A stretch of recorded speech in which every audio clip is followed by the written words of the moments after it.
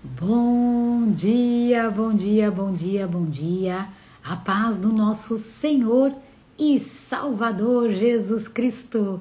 Glória a Deus por tua vida, glória a Deus por mais este dia e glória a Deus porque podemos confiar e acreditar que todas as promessas do Senhor vão se cumprir nas nossas vidas em nome de Jesus. Amém? Glória a Deus. Pai, muito obrigada pelo teu amor, a tua graça, a tua bondade, o teu perdão. Obrigada, Senhor, pela tua exortação, pela tua palavra. Obrigada, Senhor, por esta família que o Senhor nos deu, chamada igreja. Obrigada, Pai, por cada amigo, irmão, por cada família representada aqui nesta sala de aula.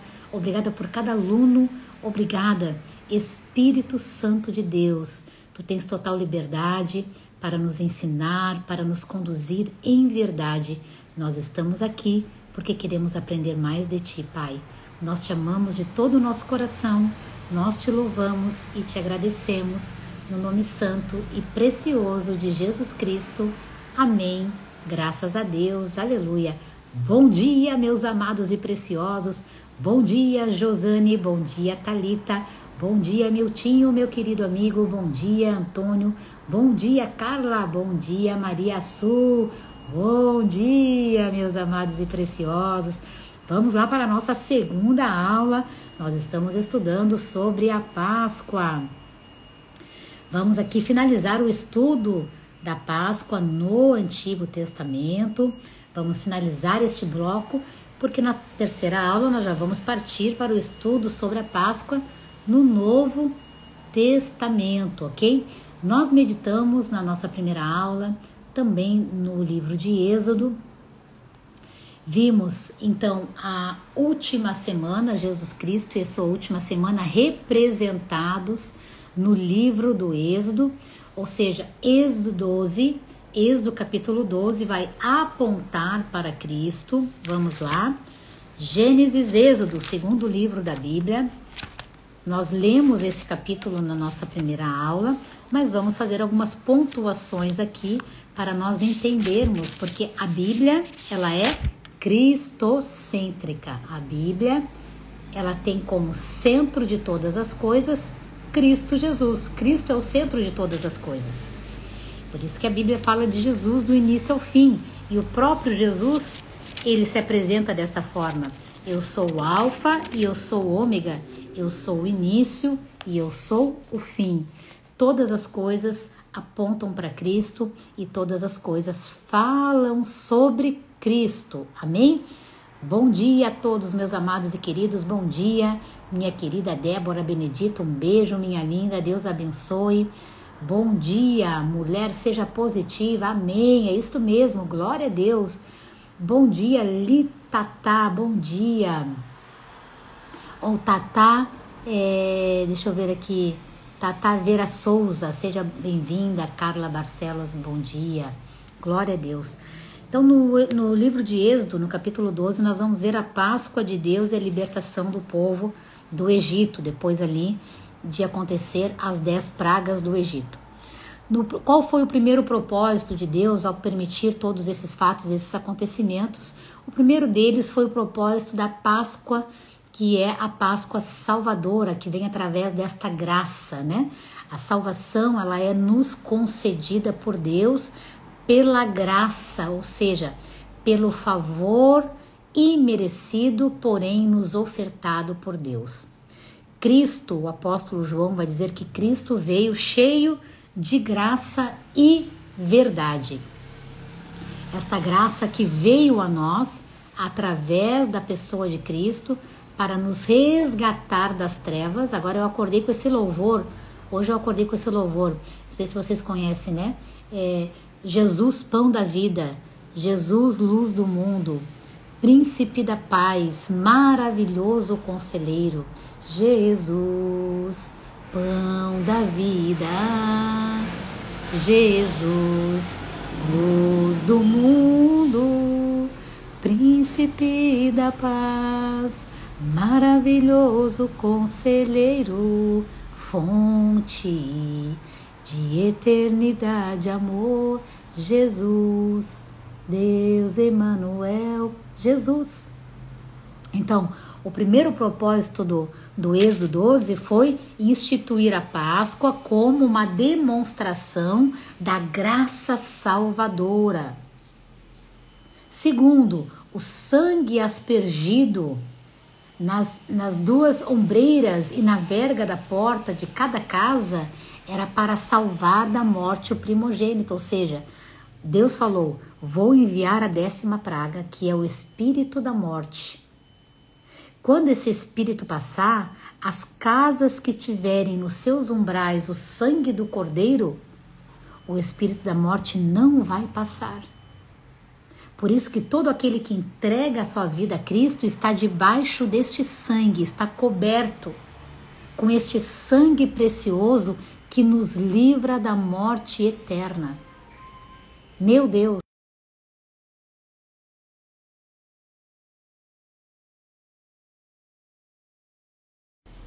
Este sangue representado ali no Êxodo era já um apontamento para aquele que viria, o Cordeiro Santo de Deus, que tira o pecado do mundo, o Cordeiro que foi emolado na cruz do Calvário, o Cordeiro que verteu o seu sangue para que nós pudéssemos ser lavados e remidos de todo o pecado, toda a imundícia. É este aqui e aqui. Isso, obrigada. Então este sangue é o que cobre, este sangue é que protege, este sangue é por este sangue que nós não passamos mais pela morte, nós não morremos. Todos que estão em Cristo não morrem, todos que estão em Cristo têm vida eterna, aleluia, glória a Deus. Todos que entregam a vida a Jesus, descem as águas do batismo, seguem a Cristo, eles não passam pela morte. A física sim, porque o humus, a carne, volta para o pó. Mas a alma e o espírito têm um direcionamento, a vida eterna. Obrigada. A vida eterna. E é essa vida eterna que é o nosso alvo. O nosso alvo aqui na Terra não é construir casas, ter bens, tudo isso Deus dá, podemos ter, podemos, devemos, mas o nosso alvo é a Nova Jerusalém, o nosso alvo é a eternidade. Então, o primeiro propósito do Êxodo 12 foi a instituição da Páscoa, ou seja, Cristo sendo representado por aquele Cordeiro, trazendo esta maravilhosa graça para nos livrar da morte. Segundo, o sangue espargido naquela casa significa proteção, livramento da morte eterna. Terceiro, esse cordeiro pascual exigido por Deus no Êxodo foi uma representatividade do que Cristo iria fazer pela humanidade. No Antigo Testamento, os pecados eles eram perdoados mediante a emolação de um animal, de um cordeiro. Então, uma vez por ano, eles se reuniam, prestavam esse culto a Deus, que nós vamos falar aqui daqui um pouquinho, respondendo a pergunta do nosso aluno Miltinho. Ele perguntou sobre a quaresma, nós vamos falar aqui isso também, ok? Então, esse cordeiro que era levado no Antigo Testamento, aqueles que tinham condição de entregar o cordeiro, entregavam. Aqueles que não tinham, era uma rolinha, era um pombinho, mas era o sacrifício de um animal. Mas o cordeiro tinha que ser sem mácula, sem mancha, tinha que ser um cordeiro perfeito. Esse cordeiro do Antigo Testamento fazia então este apontamento, essa precificação daquele que viria. Então, um cordeiro imolado no Antigo Testamento trazia o perdão do pecado. No Novo Testamento, o cordeiro é o próprio Filho de Deus que resolveu o pecado na cruz. Hoje, quando nós pecamos, nós erramos, nós não precisamos matar um animal para sacrificá-lo e pedir um perdão. Hoje, Nós temos acesso ao perdão por meio de Cristo Jesus, que foi o cordeiro exigido como sacrifício pascual. Então, o cordeiro no Antigo Testamento era o animal, no Novo Testamento é Jesus. Jesus, então, ele vai substituir a forma como era se solicitado o perdão, e ele mesmo vai levar sobre ele todos os pecados e todas as dores do mundo, conforme Isaías 54. E pelas suas pisaduras nós fomos sarados, o castigo que nos traz a paz estava sobre ele. O castigo que nos traz a paz estava sobre Jesus. Sobre Jesus foram levadas dores, enfermidades e pecados. Então este foi o terceiro propósito do Êxodo 12, da instituição desta Páscoa que foi instaurada no Êxodo 12. Quarto, esta separação.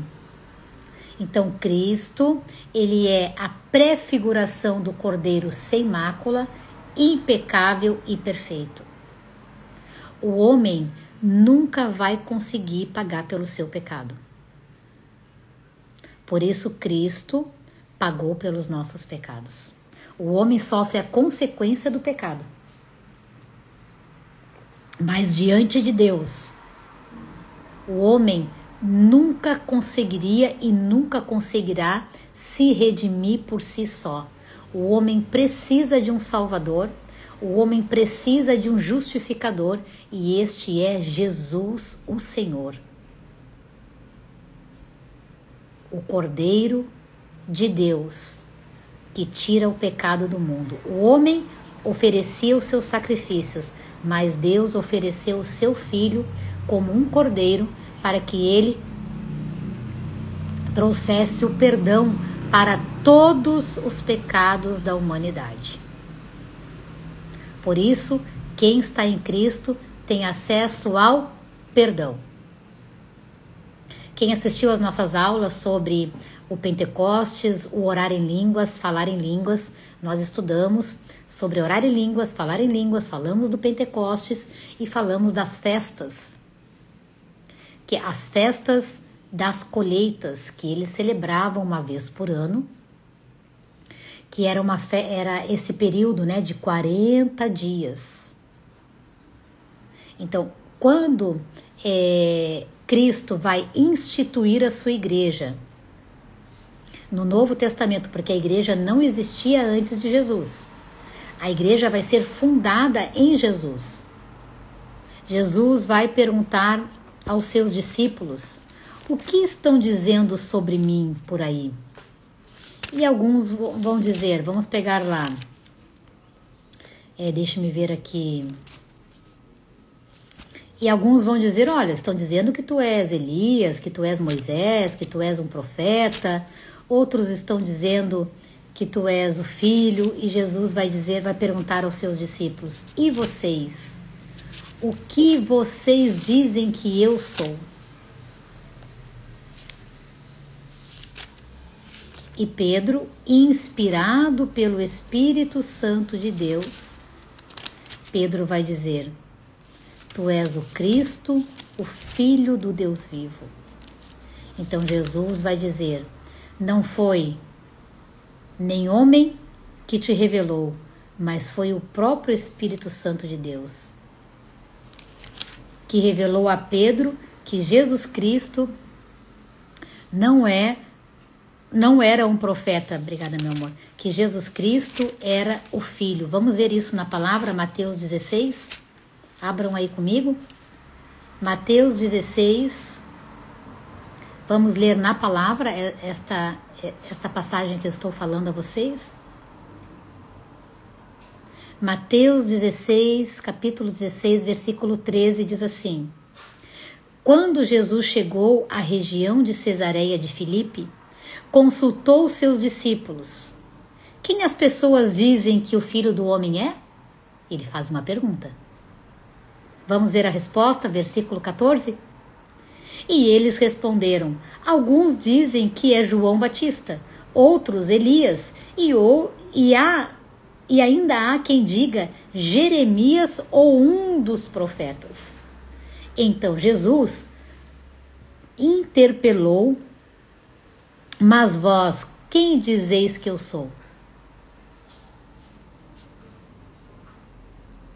Versículo 16. E Simão Pedro respondeu: tu és o Cristo, o Filho do Deus vivo. Ao que Jesus lhe afirmou: abençoado és tu, Simão, filho de Jonas, pois isso não foi revelado a ti por carne ou sangue, mas pelo meu Pai que está no céu. Da mesma maneira eu te digo que tu és Pedro, e sobre esta pedra edificarei a minha igreja, e as portas do inferno, do Hades, não prevalecerão contra ela. Vamos para este ensino que é muito importante. Aqui, Cristo vai instituir a igreja.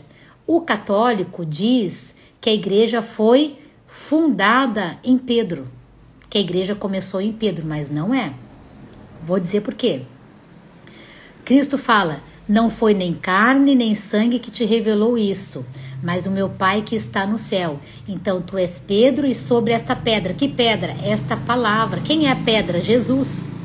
Quem é o fundamento? Jesus.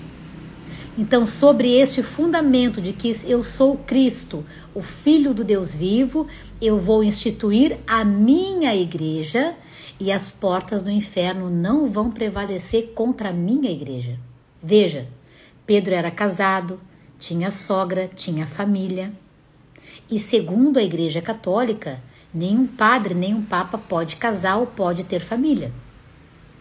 Então, o clero católico, ele pega esta passagem e ele transforma esta passagem para dizer que a Igreja Católica ela foi fundada em Pedro, o primeiro apóstolo, o primeiro papa da Igreja. E não é verdade.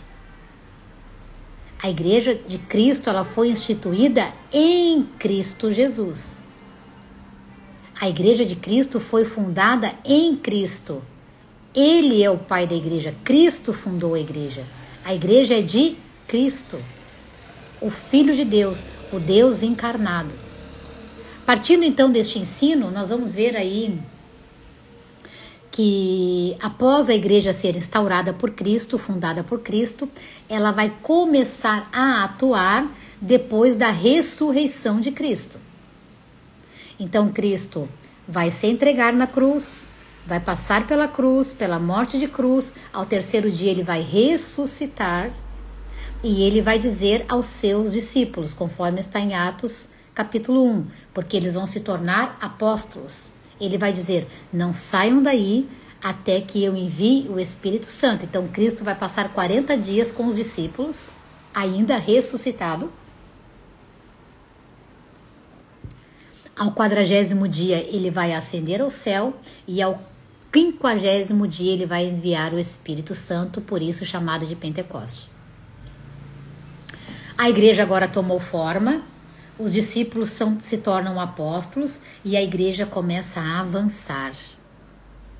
A igreja começa a avançar, começa a crescer. Então, se você quer estudar conosco a história da igreja, vem para a Fateja. Já se inscreve aí nas próximas turmas do curso de bacharel em teologia que vai acontecer agora em junho. Vamos começar turmas novas. Lá nós estudamos história da igreja, estudamos muitas coisas. Ok. Nesse percurso vai se acontecer os concílios. Os concílios são a reunião do clero católico com o clero cristão, com os políticos e reis desta nova era. Então vai se haver ali a Septuaginta, vão se haver os concílios. Neste concílio chamado Concílio de Nicéia, que aconteceu 325 anos depois da ressurreição de Cristo, vai ser instituído o cânon. O cânon é a forma como todos os livros da Bíblia serão agora compilados e colocados desta forma que você tem hoje. Você tem a Bíblia disposta desta forma através deste cânon que aconteceu no concílio, neste concílio de Nicéia. Então foi feita esta disposição. Nestes concílios, depois nós vamos ver aí o segundo concílio, o concílio de Constantinopla, o concílio de Éfeso, o concílio de Calcedônia, depois vamos ter o segundo concílio de Constantinopla, o terceiro, e esses concílios vão se dar. A igreja de Cristo, ela era chamada católica, porque a palavra católica significa universal, a igreja de Cristo para todas. Mas nós vamos ver na história da igreja que na perseguição de Roma, a igreja,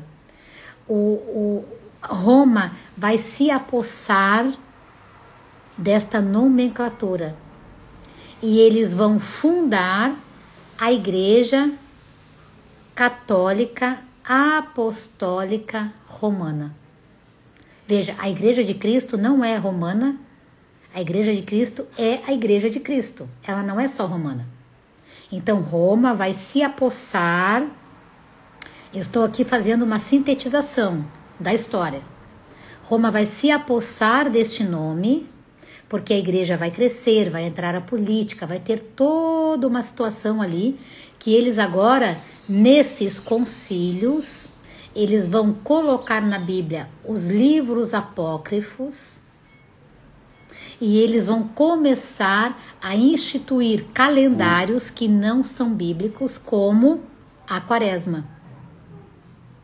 A Quaresma é um calendário instituído pela Igreja Católica que começa a ser realizado na quarta-feira de cinzas.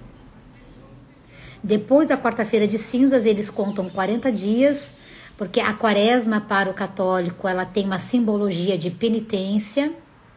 Então, durante 40 dias, o católico não come carne, ele faz jejum, ele se abstém de tudo aquilo que contamina o corpo, e alguns deles pagam penitência, se chicoteiam também. E eu falo isso por estudo de causa. O meu pai, ele estudou para ser padre. O meu pai estudou para ser padre, foi seminarista, e ele conta que na Quaresma todos os seminaristas ficavam enclausurados dentro da igreja e cada um deles colocava no seu corpo algo que machucava. Braceletes com espinhos, coroas, correntes, e todos os dias o padre passava pelo quarto deles e apertava aquilo na carne. E eles se flagelavam também uma vez por dia, para pagarem as suas penitências. Por que nós cristãos que seguimos a Cristo não fazemos a Quaresma? Porque nós temos uma vida relacional com Deus. A Quaresma é uma vez por ano, se faz um jejum de 40 dias. O cristão não, o cristão ele ora, ele jejua, ele lê a palavra todos os dias. Ele tem uma vida com Deus relacional, não é uma vida litúrgica. A Quaresma ela é uma liturgia ensinada pelo clero católico, que foi instituída nesses concílios. Não é uma prática bíblica, não é uma prática cristã, não é um ensinamento feito, ensinado por Jesus. Jesus não nos ensinou a uma vez por ano fazermos esta prática. Isso foi ensinado no Antigo Testamento, que eram aí as festas, né? Mas não tinha o cunho de flagelo, não tinha o cunho de penitência. Entendem, amados? Cada um é livre para fazer aquilo que acredita. Eu estou aqui como uma pastora, teóloga, que conhece a palavra, compartilhando o conhecimento. Tanto que a própria Igreja Católica havia nas suas liturgias a crença de que depois da morte existiam-se vidas pós-morte. Eles acreditavam que as pessoas morriam e voltavam para uma nova vida. E no quarto concílio, no ano de 451, chamado de Concílio de Calcedônia, a Igreja Católica, ela vai tirar da sua liturgia a crença de que existe vida após morte, de que a pessoa pudesse vir em uma outra vida.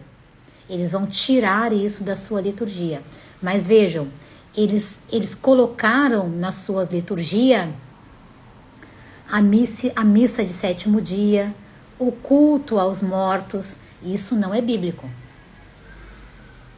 Então, os credos católicos, apostólicos, romanos, em suma, eles são liturgias instituídas e criadas pela própria igreja.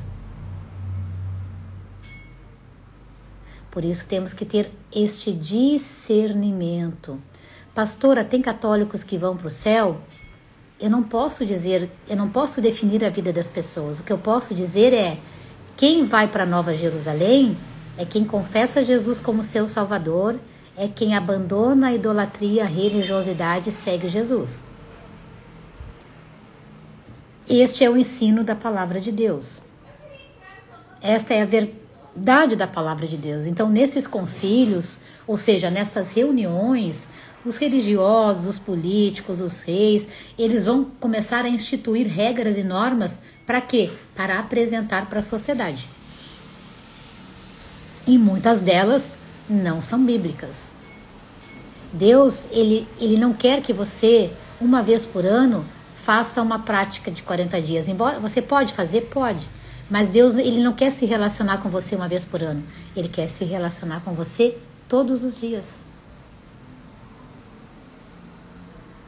Então, essa questão de não comer carne é uma liturgia católica. É uma liturgia católica. Não come carne na quinta, na sexta come peixe, no sábado come peixe. Se você quiser comer só peixe, você pode comer carne? Pode. Porque esta é uma prática para quem segue o catolicismo. Não para quem segue a Cristo. Então, é importante nós entendermos isso. Por quê? Porque não é um ato litúrgico. A Páscoa. O que significa a Páscoa? Que nós estamos estudando.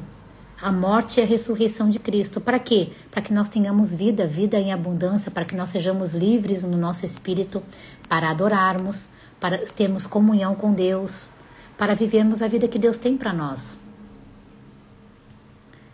Vamos ver aqui. Por exemplo, o carnaval.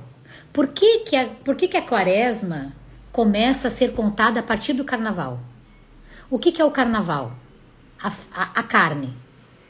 Então, na história, tem dois tipos de ensinamento na história.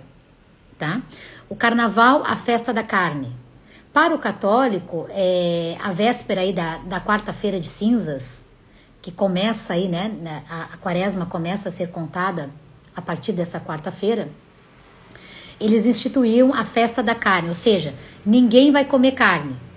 A primeira ideia na história de abstenção do carnaval era todo mundo ficar sem comer carne. Mas nós sabemos que carnaval é a festa da carne.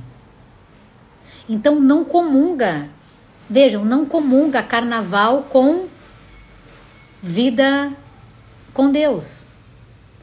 Então essa contagem foi feita por causa desse calendário. Foi instituída a festa da carne. Após a quarta-feira de cinzas, teve a quarta-feira de cinzas. Na quinta-feira ninguém come carne, nem na sexta, nem no sábado, nem no domingo. Então isso foi um calendário criado pela Igreja Católica. A Páscoa não, a Páscoa ela é bíblica. Jesus morreu na sexta, foi crucificado na sexta. Ao sábado, nós vamos estudar aqui no sábado o que aconteceu no sábado e vamos estudar aqui o que aconteceu no domingo. Amanhã nós vamos estudar o que aconteceu na sexta-feira santa. No sábado nós vamos estudar o que aconteceu no sábado e no domingo o que aconteceu no domingo. Então não é uma prática que não é bíblica. Se você quer praticar, faz bem para você, amém, mas não é bíblica. Não tem um sentido bíblico. Não tem uma visão bíblica. Entendem? Agora, se você quer fazer, faça, mas por que você vai fazer? Qual o motivo? Então, como que nós chegamos à dedução da Páscoa? Por que se celebra a Páscoa em abril, em março, contando do calendário do Carnaval? Porque esse calendário foi um calendário instituído nesses concílios, como o Natal. Agora, fato é, Jesus nasceu, Jesus morreu e Jesus ressuscitou. Vamos celebrar. Glória a Deus. Não há problema. Então, nós temos a inferência de Levítico 23, que é a festa das colheitas. Nós temos as inferências das festas do Antigo Testamento, como nós já estudamos aqui, nas nossas aulas sobre oração e também nas nossas aulas aqui sobre a Páscoa. Então, o Carnaval ele foi incorporado no calendário católico para designar a véspera da quarta-feira de cinzas, que começa a abstenção de carne entre os católicos, que dura aí os 40 dias, que vai ser aí a festa que marca o período da liberdade, que é chamado aí pelos católicos de a Quaresma, que vai até a Sexta-feira Santa. Esse aí é o sentido, o significado da Quaresma. A Quaresma ela é contada dessa forma. Amém? Respondendo aí a pergunta do nosso aluno. Amém, meus amados? Então, nós temos que seguir a Cristo. Cristo nos chama, ele fala, pega a tua cruz e vem atrás de mim, vem comigo. Faça o que eu fiz, fale o que eu falo, se comporte como eu me comporto. Deus não está preocupado com liturgia, Deus não está preocupado com práticas, Deus está ocupado em nos fazer entender e alcançar um nível de maturidade no qual nós não queremos nenhum tipo de amarra, nós só vamos seguir a Cristo. Permitir que o Espírito Santo trabalhe na nossa mente, trabalhe no nosso caráter, molde o nosso caráter, nos limpando de todas as mazelas, de todos os males, nos regenerando, para que nós tenhamos uma vida diária com o Pai. Deus quer relacionamento, amados. O que Deus quer conosco? Relacionamento. Por isso que Deus não está preocupado com práticas litúrgicas. Deus não está preocupado com essas práticas. Deus está interessado em se relacionar conosco. Foi por isso que Cristo morreu na cruz. Quando Cristo morre na cruz, quando ele expira na cruz, ele diz está consumado. Ou seja, Cristo, ele nos apaziguou com Deus. Ele nos colocou de volta em contato com o Pai. Para quê? Para nós vivermos de liturgia? Não. Para nós vivermos no relacionamento de pai e filho. Deus quer um relacionamento de pai e filho.